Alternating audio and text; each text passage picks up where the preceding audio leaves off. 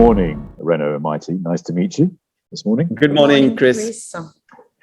So one of the things we're talking about is Foodles being a potential disruptor in the marketplace and bringing a new offer into the London market that's been proven in Paris. Tell me, you're obviously on the ground in London. How's your first couple of months in London proving? Well, I mean, Chris, it's a very exciting moment because we see that the model that we've put in place in France, where we're quite successful with more than 350 customers, is actually very transferable to the London market and to the UK.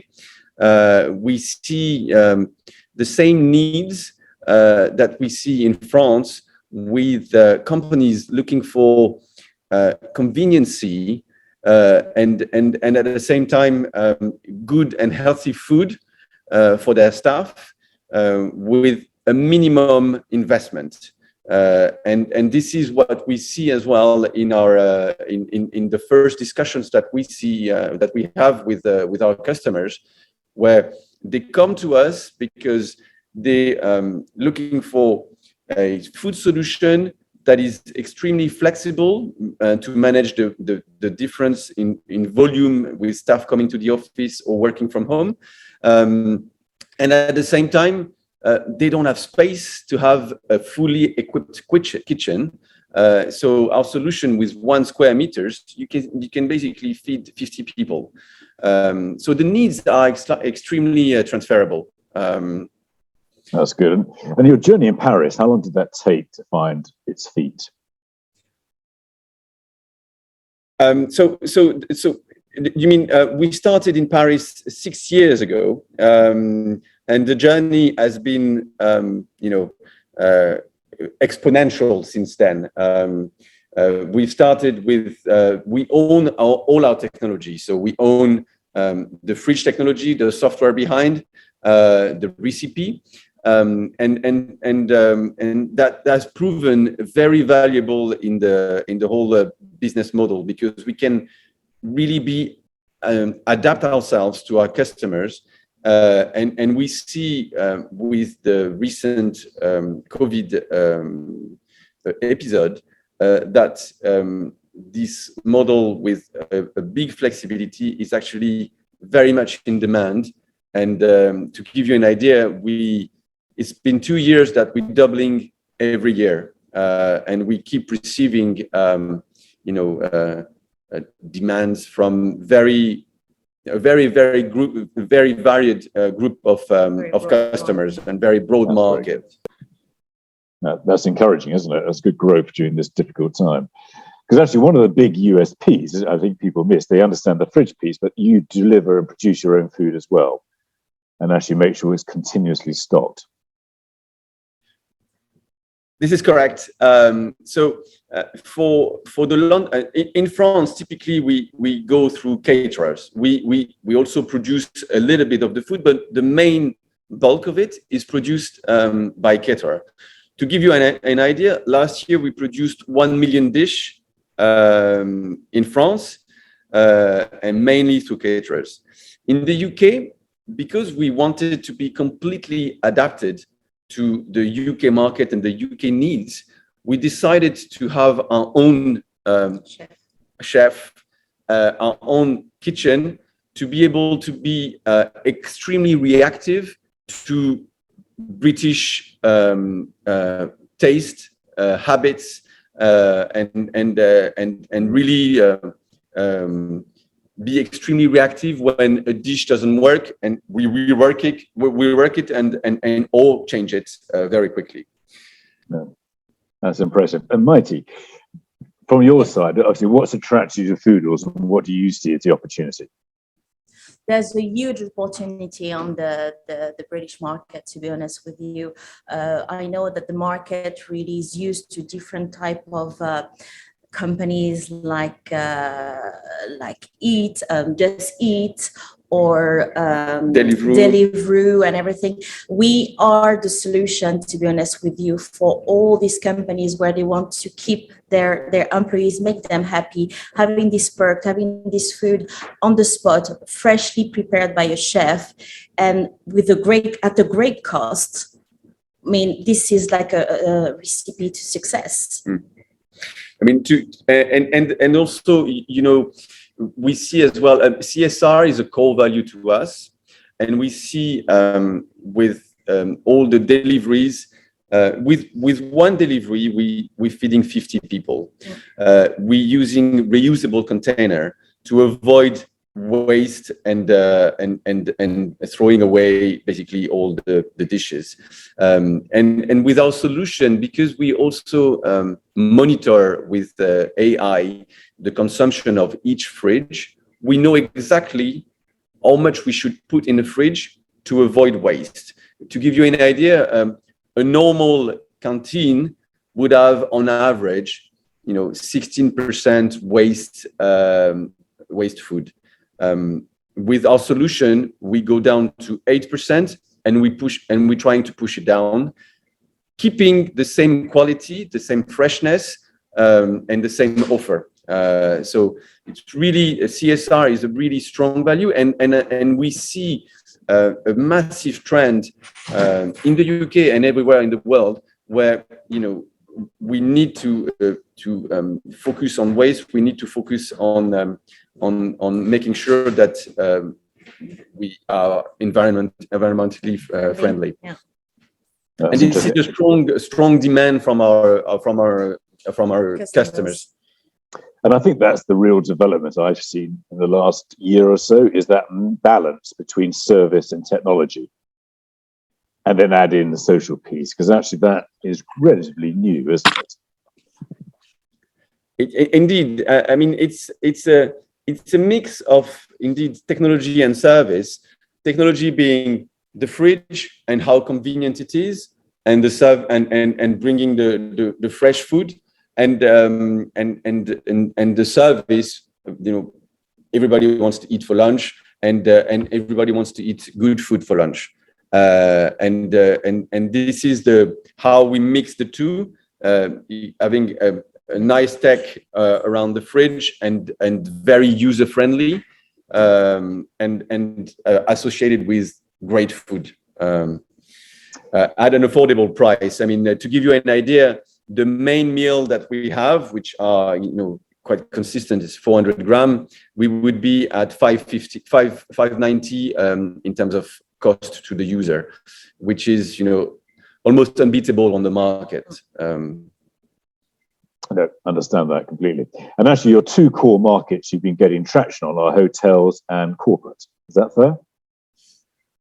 It is correct. So in hotels, you know, the hotel companies want to treat their staff well, and they also have, you know, they work around by shift around the clock, 7 days a week, and it's very difficult to have a good offer for food given those conditions. So we're very strong in the hotel industry in Paris, where we see, you know, they see the value added. They have, sorry, yeah. They also have access to the food 24/7. And as Bruno has mentioned, it working by shift, you really want to make your employees happy, providing them hot food, not only sandwiches. So this is the connected fridge will be at the heart of the connected canteen, if I may say so. Mm-hmm. So for them, it's the perfect solution, not having also the cost of the traditional canteen, keeping also like chefs around the clock, which is not possible, obviously.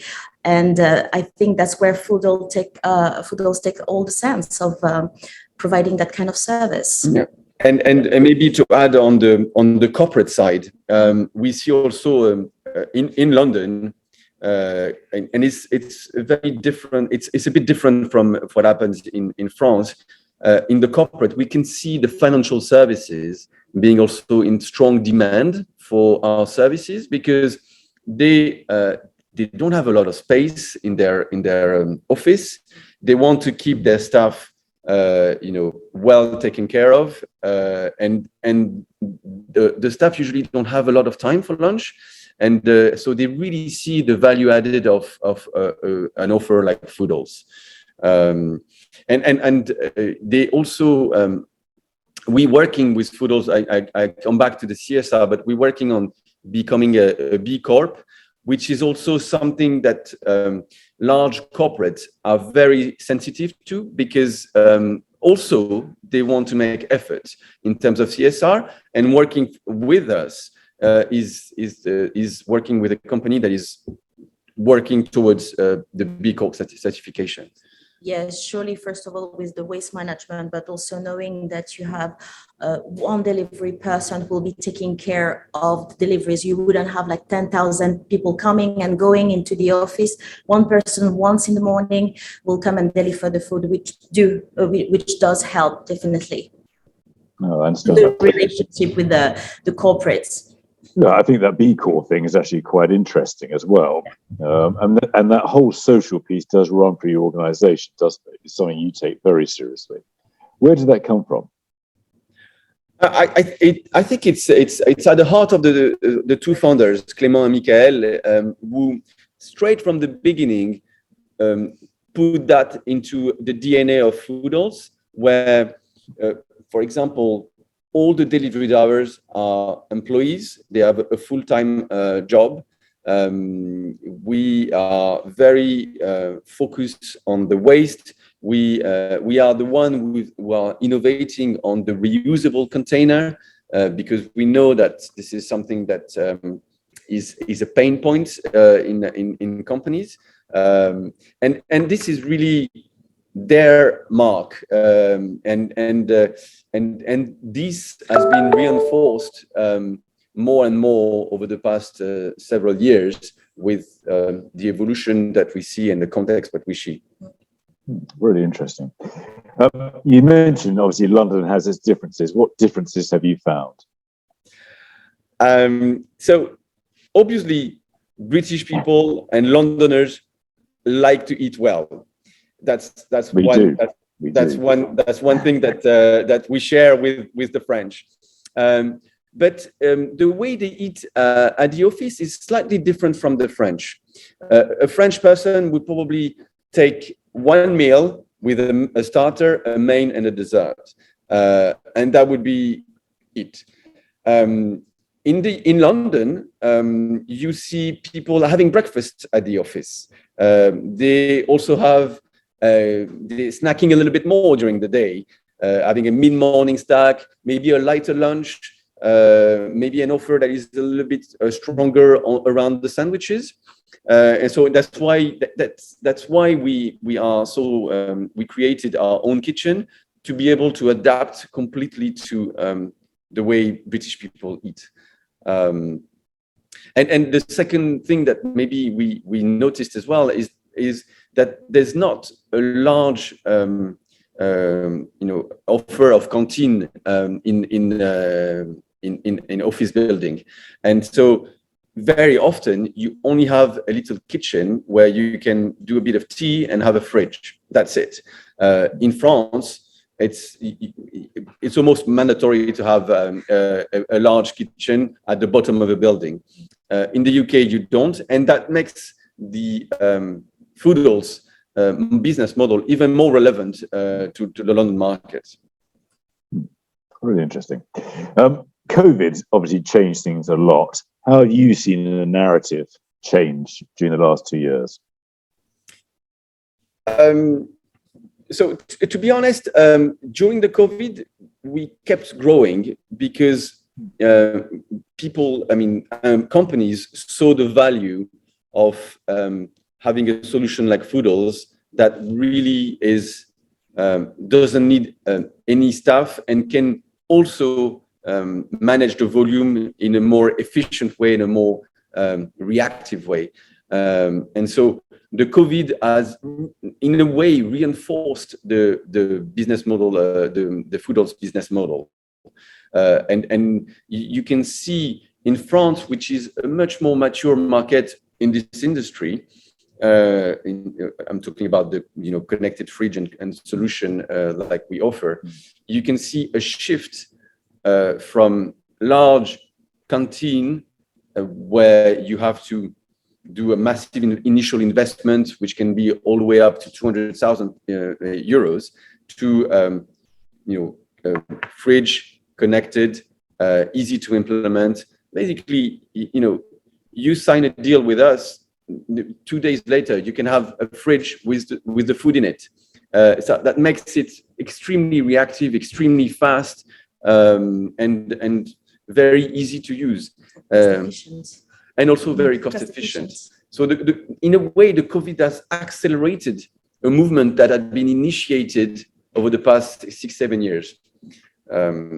Yeah, it's interesting what you're saying, because actually in the UK, in London, the connected fridge is a new initiative, really, and it's coming through. How are you finding people reacting to it? It's funny because it's the same reaction that we've seen 6 years ago in France, where people were coming back to us and be like, "Oh, okay, this is a vending machine." And a vending machine is everything but what a Foodles machine of connected fridge is. And so what we see when we do tasting at our customers, and we have fridges at our customers, they really see the value of having a fridge, because it is proper food. You can have lasagne, you can have burgers, you can have muffin, you can have a huge variety of things that you warm up 2 minutes in the microwave, and you have like good, healthy food. And this is the same reaction that we have here in the UK. And so it always makes me laugh a little bit, because I see the speech of Clément and Michael coming back to me and be like, yeah, this is what they were saying 6 years ago, and we've been through that, and now the model has exploded.